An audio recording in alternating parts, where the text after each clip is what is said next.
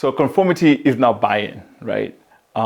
Just because leaders are pushing people to engage in particular behaviors, when people engage in those behaviors, it doesn't mean they've actually bought in. I remember once I was running a workshop and everybody in the room had been voluntold to be there. They weren't enjoying the workshop, and I had to spend the first quarter of the morning trying to bring them along, trying to convince them that it was going to be a good day and the work that we're doing was actually good for them. And this really reminds me of the fact that when people are conforming, they're really just following the incentives or pressures from the organization. They're not actually bought into what we're actually trying to do. That's because getting buy-in comprises of two things. The first thing you need to say you have buy-in is people having a positive view of the work that they're doing. So they view it as a good thing to do. They view it as the right thing for the organization to actually do. And then the other thing you also need is participation or active participation. This is when people are contributing to the change, or maybe they're advocating for the change to others.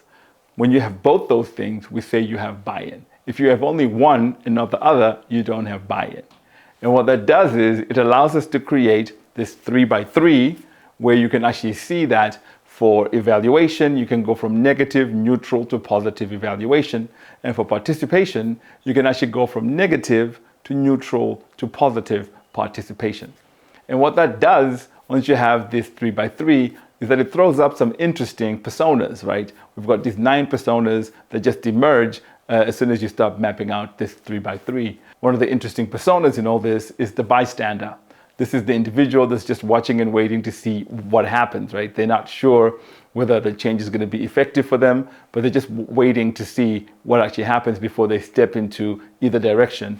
And sometimes leaders treat bystanders as if they're opponents, and then they end up engaging with bystanders the wrong way. But the person I'm really interested in talking about today is the conformer. This is the person that's got a negative view of the change, but they're actively contributing to the change because they're being pushed to do so, or some incentives within the organization are actually making them engage in the behavior. These are the people that were voluntold to be in my workshop, right? How do you deal with that situation? Because as poet Samuel Butler once said, he who is convinced against their will is of the same opinion still. And so when you're working with conformers, they're being convinced against their will, but deep inside, it's public compliance, but privately, they're actually opposed. And so when you're dealing with these folks, you have to handle it in quite a gentle way. You can't just say everything is okay because they're engaging in the behavior. You have to also pay attention in terms of their underlying attitudes and why they're engaging in the behavior. That's why sometimes I often advocate to not push people to be part of a change. I would rather leaders actually work with people that are early adopters and champions to begin with.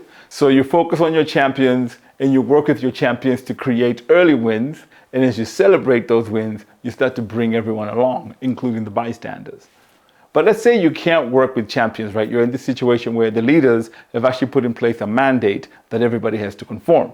So now you have a group of people that are actively participating in the change, but have a negative view of the change. How do you actually bring those people along? Well, since you already have them engaged in what you are trying to get them to do, maybe you can now start thinking about how you can create positive experiences for them with the change itself. So maybe you can start to gather their feedback, right? Learn from them what they're enjoying and not enjoying about the work. And maybe you can even work with them to co-create or co-design some of the processes that are involved in the change. Because when people actually co-create and co-design something, they start to feel a sense of ownership. So that's one technique you can definitely use to bring people along.